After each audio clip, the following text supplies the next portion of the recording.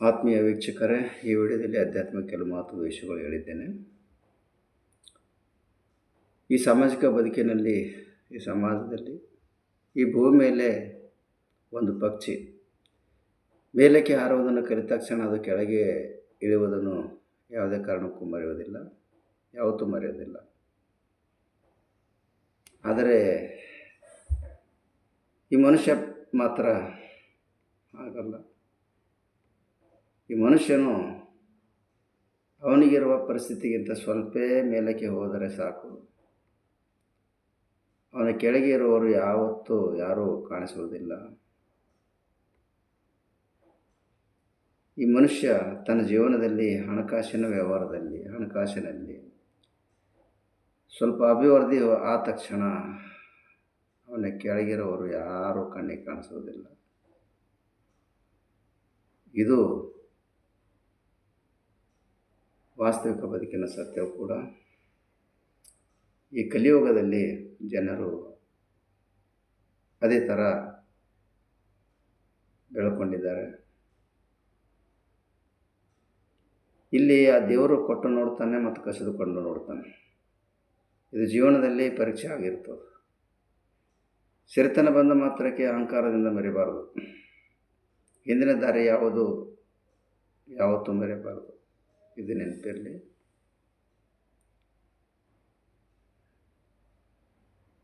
ನೀನು ನಿನ್ನ ಜೀವನದಲ್ಲಿ ಸಂಪಾದಿಸಿದ್ದು ಮುಂದೆ ಒಂದು ದಿನ ಬೇರೆಯವರು ತಿನ್ನುತ್ತಾರೆ. ಬರುವಾಗ ಏನು ತಂದಿಲ್ಲ, ಬರಿಗೈಯಿಂದ ಬಂದಿದ್ರಿ, ಮತ್ತು ಹೋಗುವಾಗ ಏನೋ ತೆಗೆದುಕೊಂಡು ಹೋಗಲ್ಲ. ಇದು ಬರೀ 3 ದಿನ ಸಂತೆ. ಈ 4 ದಿನದ ಜೀವನದಲ್ಲಿ ಎಷ್ಟೊಂದು ಸಂಪಾದನೆ ಮಾಡುತ್ತಿ, ಕೊನೆಗೆ ಒಂದು ದಿನ ಬಿಟ್ಟು ಹೋಗೋದೈತೆ.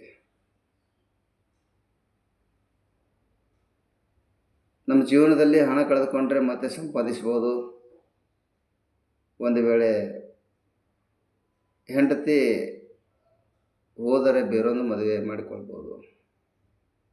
ನಮ್ಮ ಆಸ್ತಿ ಬೇರೊಬ್ಬರು ಕಸಿದುಕೊಂಡ್ರೆ ಬೇರೆ ಆಸ್ತಿ ಖರೀದಿ ಮಾಡ್ಬೋದು, ಸಂಪಾದನೆ ಮಾಡ್ಬೋದು. ಆದರೆ ನಮ್ಮ ಜೀವನದಲ್ಲಿ ನಂಬಿಕೆ, ವಿಶ್ವಾಸ, ಸಮಯ ಮತ್ತು ಆರೋಗ್ಯ ಇವುಗಳು ಕಳೆದುಕೊಂಡರೆ ನಿಮ್ಮ ಜೀವನದಲ್ಲಿ ಮತ್ತೆ ಎಂದಿಗೂ ಸಿಗೋದಿಲ್ಲ. ಸಮಯ, ನಂಬಿಕೆ, ಆರೋಗ್ಯ ಇವಕ್ಕೆ ಹೆಚ್ಚು ಬೆಲೆ ಕೊಡಿ. ಹಣ ಸಂಪಾದಿಸಬಹುದು, ಆದರೆ ಆರೋಗ್ಯ ಕೆಟ್ಟು ಹೋದರೆ ನೀವು ಕೋಟಿ ಹಣ ಕೊಟ್ಟರೂ ಸಿಗೋದಿಲ್ಲ. ಇರುವವರೆಗೆ ಆರೋಗ್ಯ ಸರಿಯಾಗಿ ಕಾಪಾಡಿಕೊಳ್ಳಿ. ಕೆಟ್ಟ ಚಟಗಳಿಂದ ದೂರ ಇರಿ. ಸೆರೆ, ಸಿಂಧಿ, ಗುಟ್ಕಾ, ಮಟ್ಕ, ಸಿಗರೇಟ್ ಇವುಗಳಿಂದ ದೂರ ಇರಿ. ಇವುಗಳಿಂದಲೇ ಆರೋಗ್ಯಕ್ಕೆ ಹಾನಿಯಾಗೋದು. ನೀವು ನಿಮ್ಮ ಜೀವನದಲ್ಲಿ ಒಂದು ಮಾತು ನೆನಪಿಟ್ಟುಕೊಳ್ಳಿ. ನೀವು ಮನೆಯಲ್ಲಿ ನಾಯಿ ಸಾಕಿ, ಬೆಕ್ಕು ಸಾಕಿ, ಪಶು ಪ್ರಾಣಿ ಸಾಕಿ, ಹಸು ಸಾಕಿ, ಆದರೆ ಒಂದು ಮಾತು, ಜೀವನದಲ್ಲಿ ನಮ್ಮವರು, ತಮ್ಮವರು, ನಮಗಾಗವರು ನಮಗೆ ಸಹಾಯ ಮಾಡುತ್ತಾರೆ ಅಂತ ಯಾವತ್ತೂ ಅಂದುಕೊಳ್ಳಬೇಡಿ. ಕಾರಣ ಪ್ರತಿಯೊಬ್ಬರೂ ಮನೆಯಲ್ಲಿ ಬಂದು ತಿಂದು ಉಂಡು ಹೋಗುತ್ತಾರೆ, ಆದರೆ ಯಾರೂ ಸಹಾಯ ಮಾಡಲ್ಲ. ನಮ್ಮ ಕಷ್ಟದ ಕಾಲದಲ್ಲಿ ನಾನು ನೋಡಿದಂಗೆ ಅಂತ ಯಾರೋ ನಮ್ಮ ಜೊತೆಯಲ್ಲಿ ಇದ್ದವರು ಮತ್ತು ಯಾರು ಬಿಟ್ಟು ಹೋದವರು ಅಂತ ಗೊತ್ತಾಗುತ್ತದೆ. ನನಗೆ ನಮ್ಮವರೇ ಬಿಟ್ಟು ಹೋದರು, ಆದರೆ ಹೊರಗಿನವರು ನನ್ನನ್ನು ಕೈ ಹಿಡಿದರು. ನೋಡಿ, ನನ್ನ ಮನೆ ಭಾಳ ಚಿಕ್ಕದು ಎಂದು ಯೋಚಿಸಬೇಡಿ. ಯೋಚಿಸಿ ಜೀವನ ಮಾಡಬೇಡಿ. ಇಲ್ಲಿ ಮನೆ ಚಿಕ್ಕದಿರಲಿ ದೊಡ್ಡದಿರಲಿ, ಮನೆ ಮಹತ್ವದಲ್ಲ. ಆ ಮನೆಯಲ್ಲಿ ಸುಖ, ಶಾಂತಿ, ನೆಮ್ಮದಿ ಇದೆಯೋ ಅಥವಾ ಇಲ್ಲ ಎಂದು ಯೋಚಿಸಿ. ಯಾರ ಮನೆಯಲ್ಲಿ ಸುಖ, ಶಾಂತಿ, ನೆಮ್ಮದಿ ಇರುವುದು ಅವರೆಲ್ಲರೂ ಒಂದಾಗಿರ್ತಾರೆ. ಒಬ್ಬರನ್ನೊಬ್ಬರು ಅರಿತುಕೊಂಡು ಜೀವಿಸ್ತಾರೆ. ಅದೇ ಮನೆ ಎಲ್ಲರಿಗಿಂತ ದೊಡ್ಡದಾಗಿರ್ತದೆ. ಸುಖ ಶಾಂತಿ ನೆಮ್ಮದಿ ಇಲ್ಲದ ಜೀವನ ಅದು ಜೀವನೇ ಅಲ್ಲ. ಮನುಷ್ಯನಿಗೆ ನೆಮ್ಮದಿ ಮುಖ್ಯ. ಕೋಟಿ ಇದ್ದರೇನು, ಮನಸ್ಸಿಗೆ ನೆಮ್ಮದಿ ಇಲ್ಲದಿದ್ದರೆ ಏನು ಪ್ರಯೋಜನ?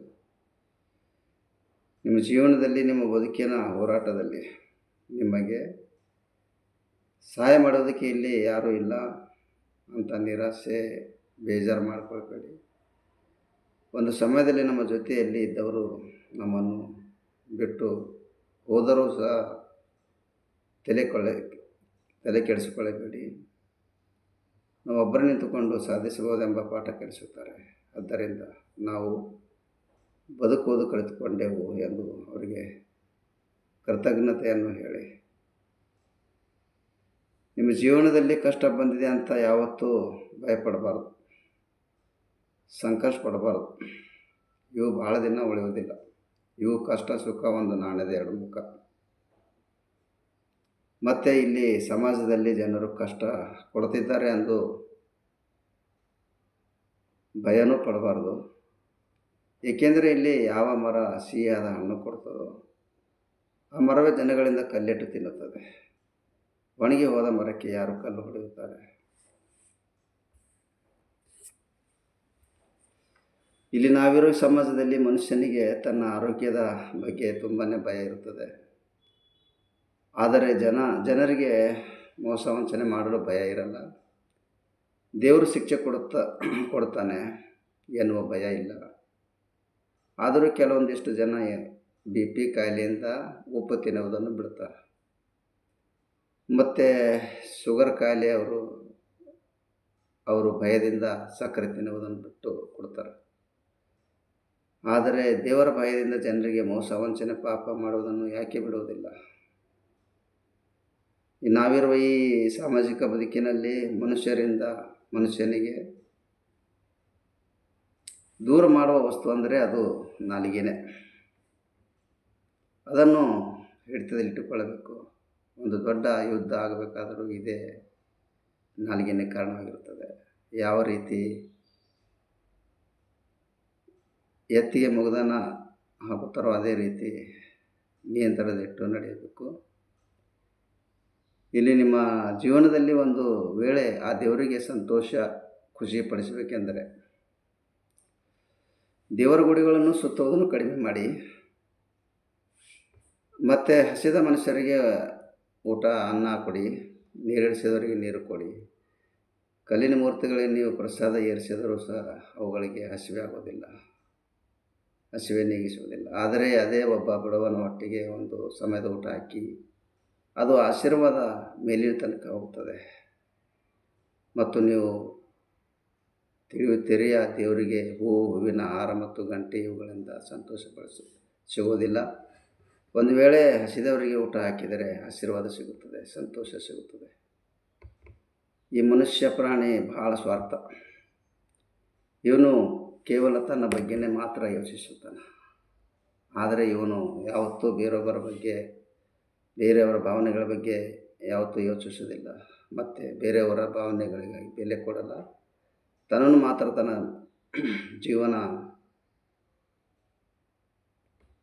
ತನ್ನದು ಮಾತ್ರ ಜೀವನ ಮತ್ತು ಬೇರೆಯವರದು ಕಾಲ್ಚೆಂಡಿನ ಆಟದ ಮೈದಾನ ಅಂತ ಭಾವಿಸುತ್ತಾನೆ. ಬಡವರು ಹಣದಿಂದ ಬಡವರಾಗಿರ್ಬೋದು, ಆದರೆ ಅವರು ಹೃದಯದಿಂದ ಯಾವತ್ತೂ ಶ್ರೀಮಂತರಾಗಿರ್ತಾರೆ. ಅವರು ಗುಡಿಸಲಿನ ಮುಂದೆ ಯಾವಾಗಲೂ ವೆಲ್ಕಮ್ ಅಂತ ಬರೆದಿರ್ತಾರೆ. ಆದರೆ ಶ್ರೀಮಂತರು ಅವರ ಮನೆ ಮುಂದೆ ನಾಯಿಗಳು ಇವೆ ಎಚ್ಚರ ಅಂತ ಬರೆದು ಬೋರ್ಡ್ ಹಾಕಿರುತ್ತಾರೆ. ಇಷ್ಟೇ ವ್ಯತ್ಯಾಸ. ಇಲ್ಲಿ ಜೀವನ ಅನ್ನೋದು ಟ್ರೈನ್ ಸ್ಟೇಷನ್ ಥರ. ಇಲ್ಲಿ ಅದೆಷ್ಟು ಜನರು ಬರುತ್ತಾನೆ ಇರ್ತಾರೆ, ಮತ್ತು ಹೋಗೋರು ಹೋಗ್ತಾನೆ ಇರ್ತಾರೆ. ಜನರು ತಮ್ಮ ಮುಂಬರುವ ಸ್ಟೇಷನ್ದ ಸಲುವಾಗಿ ಕಾಯ್ದು ಸೀಟ್ ಮೇಲೆ ಕುಳಿತುಕೊಂಡಿರ್ತಾರೆ. ಸ್ಟೇಷನ್ ಬಂದ ಮೇಲೆ ಕುಳಿತಿರುವ ಸೀಟ್ ಬೇರೆಯವರಿಗೆ ಬಿಟ್ಟು ಹೋಗುತ್ತಿರುತ್ತಾರೆ. ಹಾಗೇ ಮನುಷ್ಯನ ಜೀವನ ಕೂಡ ಬೆಳಗ್ಗೆ ಬರುವುದು, ಮಧ್ಯಾಹ್ನ ಸಂತೆ ಮಾಡುವುದು, ಸಾಯಂಕಾಲ ಹೋಗುವುದು. ಇಷ್ಟೇ ಜೀವನ, ಮತ್ತೇನಿಲ್ಲ. ಈ ವಿಡಿಯೋ ಇಷ್ಟ ಆದರೆ ಲೈಕ್ ಮಾಡಿ, ಶೇರ್ ಮಾಡಿ, ಸಬ್ಸ್ಕ್ರೈಬ್ ಮಾಡಿ. ಧನ್ಯವಾದಗಳು.